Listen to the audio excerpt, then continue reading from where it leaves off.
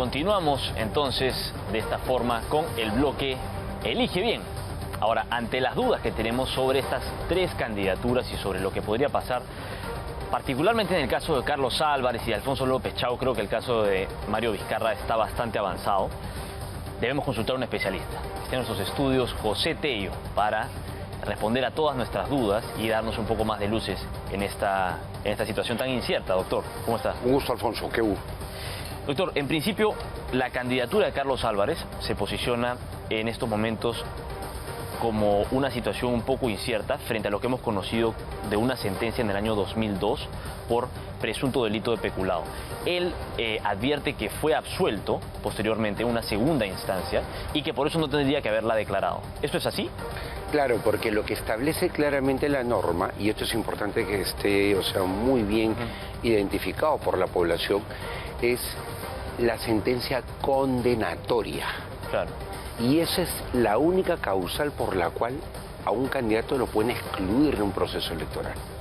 Antes se le podía excluir, por ejemplo, por no declarar bienes y rentas. Incluso esto generó una serie de complicaciones y además también otro tipo de sentencias, civiles, comerciales. Lo que ha quedado de la última reforma política es que solamente sentencias condenatorias. Y el tema que también genera exclusión, pero ahorita no viene al caso, es lo de las dádivas, que también hay que estar atento, quizás en otro momento lo podemos desarrollar. Ok, vamos a tocarlo más adelante, pero sobre el tema de Carlos Álvarez, yo tengo entendido entonces que lo único que sanciona el Jurado Nacional de Elecciones, como usted decía, es cuando uno miente, ¿no es cierto?, en su hoja de vida, cuando uno no presenta algo que evidentemente ha debido de señalar. En el caso de la absolución, esto no ha debido entonces de mostrarse de ninguna forma. O sea, la absolución hace que uno no tenga por qué... Nada. La condena, como no ha habido condena, no existió sentencia. O sea, la sentencia no vale la pena mencionarla porque no hubo... O sea, no dio a trámite. Claro, porque si hubiera sido condenado, ahorita estaría igual que el señor Mario Vizcarra. Definitivamente esa candidatura se hubiese declarado improcedente siguiendo los criterios que viene aplicando el Jurado Nacional de Elecciones. Entonces, bajo este punto en particular, ¿usted cree que no peligra la candidatura de Carlos Álvarez? No. Por este punto no, la absolución, si hay una absolución, no está él entonces en problema alguno. Quizá lo que se pueda debatir entonces por parte del electorado es lo que tuvo como motivación de esa sentencia y lo que ocurrió en el año 2000, si es que hubo un trabajo de repente cuestionable por parte del señor Álvarez a TV Perú. Esos son temas que el electorado de repente puede cuestionar de forma legítima, pero en cuanto a temas legales, él no tiene por qué salir de la contienda electoral entonces. Es como el caso también de Alfonso López Chau, pisó prisión, claro, estuvo preso. Luego hay una situación media enredada, aparentemente sería por un tema de robo, no sería un tema político, pero él aduce que hay también un matiz político por la dictadura de Velasco Alvarado, pero finalmente estuvo en prisión. No hay una sentencia, eso lo ha dicho claramente el Poder Judicial. O sea, con eso, digamos, como que tampoco está en una situación complicada. Es parecido a lo de Carlos Álvarez, pero sí coincido en algo. Siendo candidatos a la presidencia, tienen que exponerse claramente. O sea, el reportaje, por ejemplo, que ha sacado Willax, bastante interesante, habla sobre estas cosas que tienen que estar, digamos, nuevamente en el debate diario. ¿Por qué? Porque está bien, tuvieron un pasado, pero hay que hacérselo recordar, y sobre todo a los electores. Hay 2.5 millones de nuevos electores. Recién han sacado su DNI, claro, está en alto para votar. Tienen que saber si tienen, digamos, en la mira votar por Carlos Álvarez o por Alfonso López Chau, tienen que saber cuáles son, digamos, sus antecedentes y su pasado. Claro, ahora, legalmente no configura una infracción no haber declarado esa sentencia, ¿no es cierto? Claro, pero a lo que voy. Pero el electorado tiene, o sea, el cuestionamiento legítimo de revisar todo ese pasado del candidato. Es que quiere ser presidente de la República, o sea, considero realmente de que tiene que ser sumamente transparente que quiere ser presidente de la República. Ahora, otro cuestionamiento que se hizo fue por un automóvil que no fue declarado, que fue una camioneta Mazda CX-90 del año 2025, que pertenecería a propiedad de la empresa de Carlos Álvarez, y que por eso es, según el descargo que ha hecho el propio comediante, por eso es que no habría declarado la camioneta, porque no era parte de su propiedad o incluso de una sociedad conyugal, etcétera, sino era por parte de la empresa. ¿Eso configuraría también un delito o una falta frente al Jurado Nacional de Elecciones? A ver, en ese caso, él no tiene tampoco responsabilidad porque está en nombre de la empresa. Más bien, el accionariado se lo debe haber declarado. El accionariado en la empresa, porque claro, hablamos de una sociedad. La sociedad, dependiendo, tiene acciones o participaciones. Eso sí hay que declararlo. Ahora, otro detalle que es importante es que cuando se trata, por ejemplo, de omisiones de bienes, rentas o de otro tipo, ahora hay una gradualidad y hay sanciones pecuniarias por un tema de falsedad u omisión en hoja de vida, sin perjuicio con que esto también se deriva al Ministerio Público porque constituye un delito. Claro, yo no sé si usted recuerda lo que ocurrió con Fernando Sillonis en el año 2020 o 2021, creo que no declaró un vehículo que tenía hace 8 años y eso fue lo que lo dejó fuera de la contienda electoral. Esto no es algo parecido. Ya no, es que lo que pasa es que ¿Cambió la norma? Ha cambiado la norma. Y me parece saludable el cambio de la norma porque antes esto genera realmente muchos problemas, mucho litigio electoral y pérdida de candidaturas. Que ahora hay una gradualidad que se les coloque multas entre 5 y 10 UITs, que son bastante altas. Claro.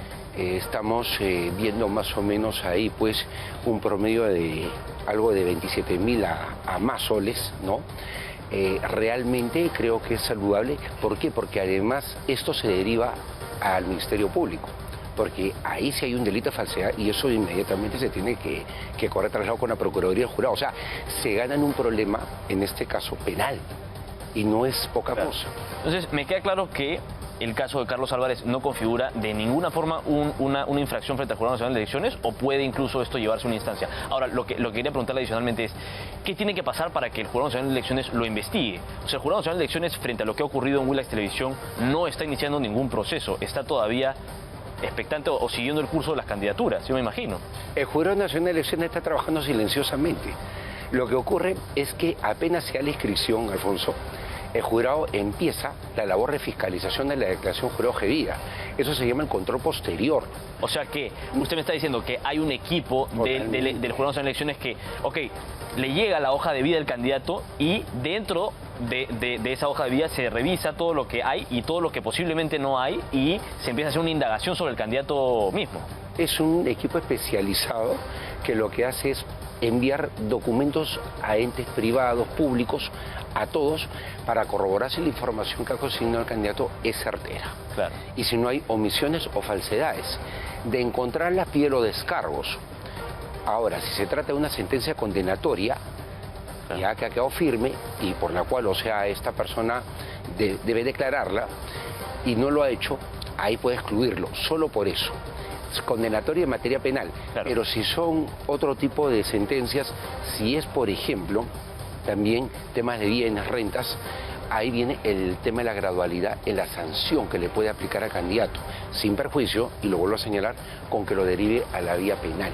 O sea, ahora es sanción económica y derivarlo a la vía penal. ¿Hasta cuándo es que el Jurado Nacional de Elecciones puede sancionar las hojas de vida de los candidatos en caso se descubra algo que no se ha conocido? Todo este tipo de exclusiones, incluso también las de dádivas que mencioné al inicio, llegan a una fecha límite, el 13 de marzo.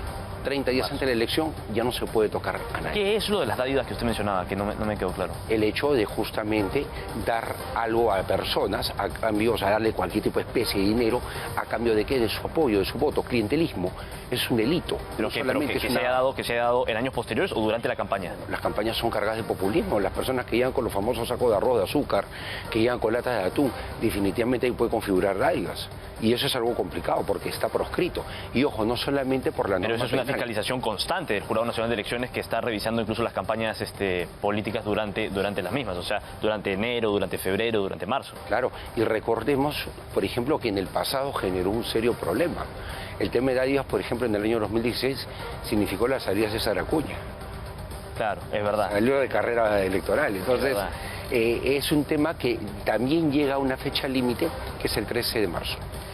Muy bien, entonces, para redondear el tema de Carlos Álvarez, quedaría quizá en manos del Jurado Nacional de Elecciones que ellos continúen las investigaciones que yo me imagino que ya tenían ellos en curso, ¿no? O sea, es inverosímil creer que el Jurado Nacional de Elecciones no conocía sobre la sentencia que se le dio al señor en el año 2002 y sobre los vehículos incluso que tienen nombre de otras empresas, etcétera. O sea, esos son procesos que, si bien no han sido fiscalizados hasta ahora, quizá responden a que ya han sido corroborados o revisados en este equipo especial dentro del Jurado Nacional de El Elecciones. equipo de la Dirección Nacional de Fiscalización de Procesos Electorales, que tiene una larga trayectoria, y es un trabajo eficiente en la medida en que ellos agarran, por ejemplo, temas judiciales, notifican a todas las cortes superiores en la República si tienen antecedentes los candidatos.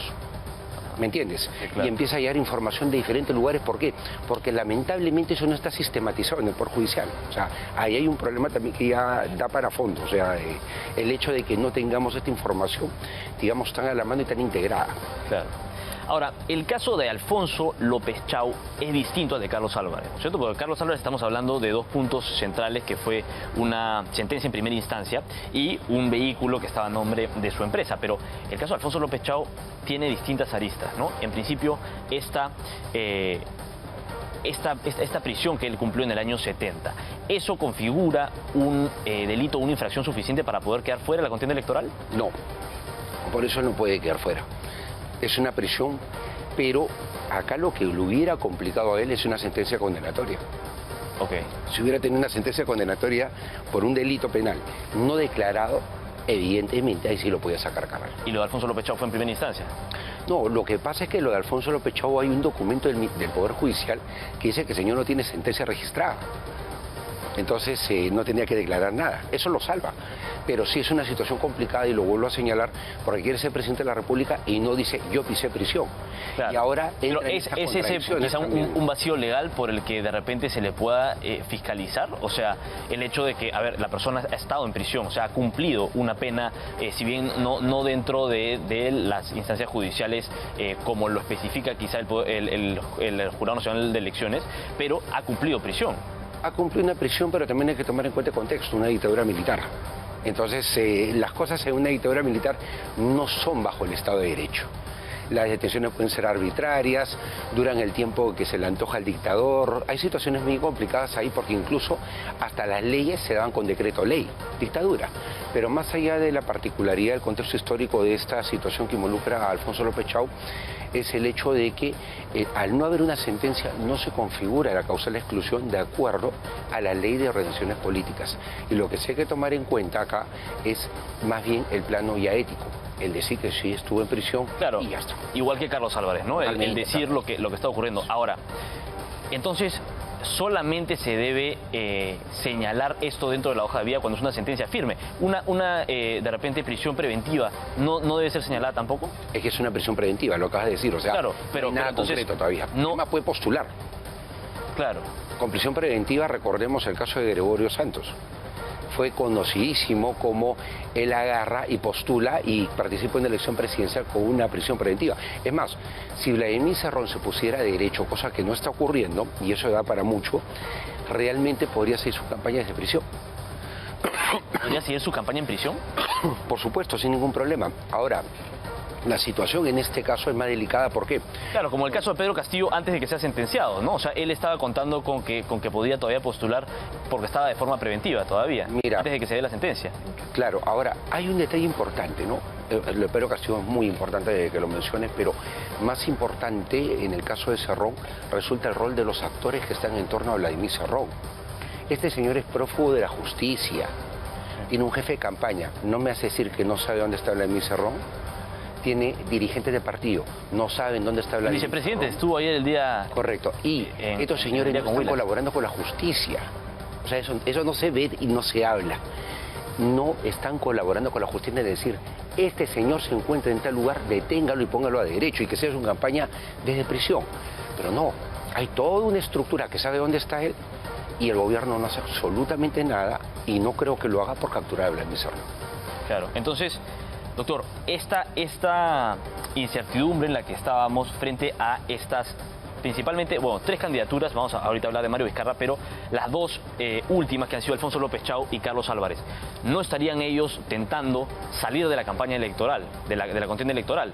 Por lo que usted me dice, me queda claro que la candidatura con ellos sigue y estos cuestionamientos no configuran una infracción dentro del Jurado Nacional de Elecciones. Claro, pero nuevamente vamos a plano ético, porque lo que es en norma están, digamos... Están en la norma, están fuera claro, o sea, están fuera de lo que un candidato debe esclarecer dentro de su hoja de vida frente al electorado, ¿no es cierto? Porque eso es lo genuino. O sea, si uno ha prestado prisión, debe contárselo al electorado, y si uno ha tenido una sentencia por un caso, creo yo, hasta el día de hoy bastante cuestionable, que es el trabajo dentro de TV Perú y una vinculación a Vladimiro Montesinos, debe ser esclarecida de inmediato, quizá, ¿no? Cuanto antes. Y hay un detalle que también sí quiero traer a colación, y es el hecho de que esta fiscalización dura todavía unos meses. Esto llega hasta marzo.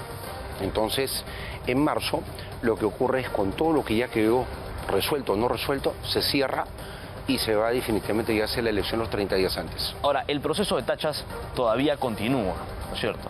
Y el proceso de tachas se ha puesto como el principal opositor a varios candidatos. El proceso de tachas implica que alguien presente la tacha, ¿no es cierto? Ahora, ¿qué es lo que vamos a ver en los siguientes meses? ¿Hasta cuándo se puede presentar una tacha? ¿Hasta cuándo se cierra este periodo en el que algunos candidatos pueden ser o pueden salir de la contienda electoral producto de estas amonestaciones, ¿no? Las tachas tienen irregularidad. A ver, irregularidad en el momento de su presentación, pero sí tienen hitos para el cierre del proceso de tachas. Por ejemplo, hito para cerrar las tachas en primera instancia a nivel de Jurado Electoral Especial es el 11 de febrero. Perdón, hago una precisión. Es el 26 de febrero, porque el 11 de febrero hay otro hito que va hacia otro tipo de cosas. Presentarlas ante el Jurado Electoral Especial. No, ya está resueltas ante el Jurado Electoral Especial, 26 de febrero.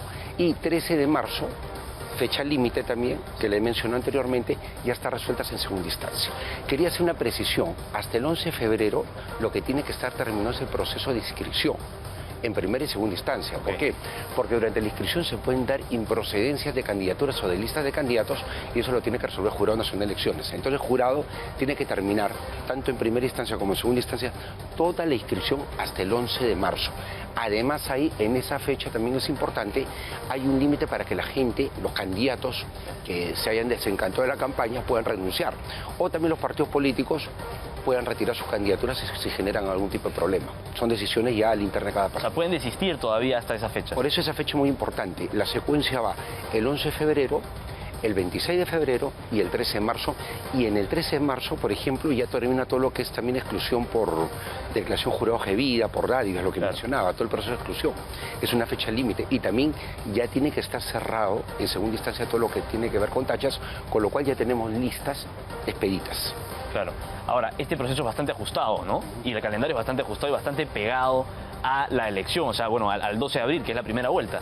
¿Por qué se da esto así? ¿Es producto de que así está armado el calendario electoral, o ha sido los retrasos constantes por parte del Congreso de la República? Yo tengo que tomar en cuenta de que desde el año 2018 siento que el jurado ha ordenado mucho más el proceso. ¿El proceso?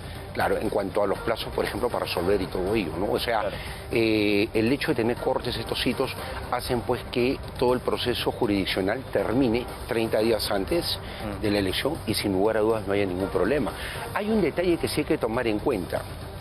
Por favor, en este caso, Alfonso, es vital. Una persona que es sentenciada durante el proceso electoral puede ser retirado de la carrera hasta un día antes de la elección, por si acaso. Durante el proceso electoral. Si es sentenciado, no por un delito, puede ser retirado hasta un día antes de la elección. Eso sí es importante tenerlo en cuenta, porque, por ejemplo, hay algo ahorita, hay por difamación, por falsedad, por algún tipo de delito que se haya cometido. Esto pues es una espada de Damocles para un candidato, y lo puede llevar como igual a exclusión un día antes, porque es la única excepción que contempla la norma electoral.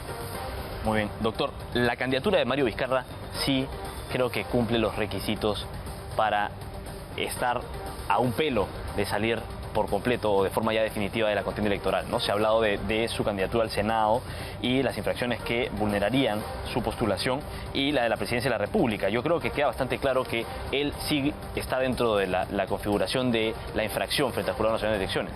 Recientemente el Jurado Nacional de Elecciones se ha pronunciado sobre un caso que no termina siendo igual al de Martín Vizcarra, pero resuelve, ¿no?, claramente, en el caso de Mario Vizcarra, o mejor dicho, en el caso de un candidato, resuelve la aplicación de la ley 30.717, esta famosa ley que en un principio impedía que las personas que hubieran cometido delito de terrorismo, apología del terrorismo, narcotráfico, violación y además también el delito de corrupción, colusión y peculado específicamente, puedan postular por vía, generar una muerte política. Pero acá hay algo importante, el Tribunal Constitucional, y esto ya se discutió anteriormente, da una salvedad en el caso de los sentenciados por terrorismo y apología de terrorismo que se hubieran rehabilitado y se les permite participar en una elección.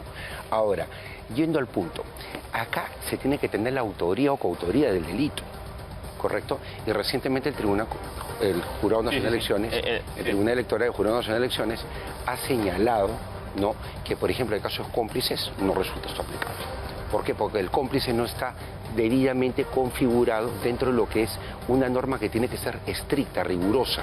Cuando uno lee una norma que restringe derechos, esta norma tiene que ser interpretada literalmente, no la puedes interpretar de otra manera. Si dice cómplices, también se mete a los cómplices. Si no dice cómplices y solamente autores, se va con los autores del delito. Y eso, por ejemplo, es algo que marca una distancia con el caso de Vizcarra. Por el caso de Mario Vizcarra sí es autor de un delito de peculado rehabilitado, pero bajo el criterio de esta norma, ¿no?, la finalidad de esta norma con una muerte política, es decir, una inhabilitación permanente para postularse. Claro. O sea, ¿qué estaremos viendo en los próximos días? ¿Qué cree usted que va a resolver el jurado tiene una encrucijada. Recientemente, por ejemplo, ha marcado distancia, ha sido muy claro en decir sobre la aplicación del delito de peculado en específico, los cómplices no están comprendidos en los alcances de la restricción. Sí, los autores. Ahora, en el caso de los autores, como lo que se va a ver hoy día, porque es la audiencia justamente el día de hoy, bueno, tendrá que decir si es que le levanta esta inhabilitación de por vida que tiene el candidato Vizcarra y bueno, de alguna otra manera le da aire a su candidatura, pero sí hay que tomar en cuenta los efectos de eso. Podría significar que a igual razón, igual derecho, violadores, o sea, personas que han cometido delitos de violación, de narcotráfico y también de caso de corrupción, tranquilamente se puedan presentar a las elecciones, sobre todo a la próxima elección, que tiene una enorme cantidad de candidaturas, porque de verdad son decenas y decenas de miles. Se refiere a la elección de regional y municipal, que donde son más se presenta. 150 organizaciones habilitadas. Son 55 partidos políticos con capacidad cada uno de colocar 13.000 candidaturas, para que te hagas una idea.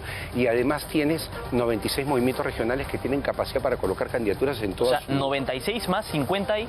No, 96 movimientos regionales más 55 partidos. 55 partidos. Cada partido político, lo vuelvo a señalar, no ocurre, pero podría estar legalmente habilitado para colocar 13.000 candidaturas. Ahora, en esa vorágine de decenas de miles de candidatos... ¿Se da abasto el Jurado Nacional de Elecciones de fiscalizar todo eso? Es que esa es la complicación, es la elección más grande. Y ahí es donde, por ejemplo, si el jurado cambia su criterio y permite, por ejemplo, que el señor Vizcarra siga en carrera, va a tener pues que aguantar listas de personas con estos delitos, pero a raudales. Doctor, solo para cerrar, tenemos en pantalla la cédula electoral y quisiera ver si nos puede poner la imagen anterior donde está la columna de senadores, de la cédula electoral. La columna de senadores, donde me gustaría que nos pueda explicar brevemente para cerrar de qué se trata el distrito único, el distrito nacional y el distrito múltiple, porque creo que todavía existe esta duda de los senadores, esa misma, de los senadores y cómo es que se debe votar en las cédulas rosadas, en las columnas rosadas. Doctor, por favor. Correcto. Ahí tenemos la elección al Senado nacional, que tiene 2 casilleros, y la elección al Senado por distrito electoral múltiple, que tiene un solo casillero. ¿Y por qué? Porque en el caso de los candidatos al Senado nacional, tenemos 30 candidaturas y se le da una opción al elector de escoger hasta 2 por voto preferencial. En el caso del distrito electoral único, lo que tenemos nosotros, y es importante tener en cuenta, es 2 candidaturas por un tema de paridad, pero hay solo un escaño asignado. Por eso es que solamente se puede escoger a uno de los 2 candidatos que hay por cada circunscripción, ¿no?, con la salvedad de Lima, que tiene 4. Muy bien. Muy bien, hemos estado con el doctor José Tello, que nos ha explicado todas las implicancias de estos nuevos hallazgos por parte de Willax Televisión en las distintas candidaturas que se han presentado en los últimos meses y la resolución de lo que podría pasar en los próximos días con Mario Vizcarra, con Carlos Álvarez y con Alfonso López Chau. Doctor, muchísimas gracias.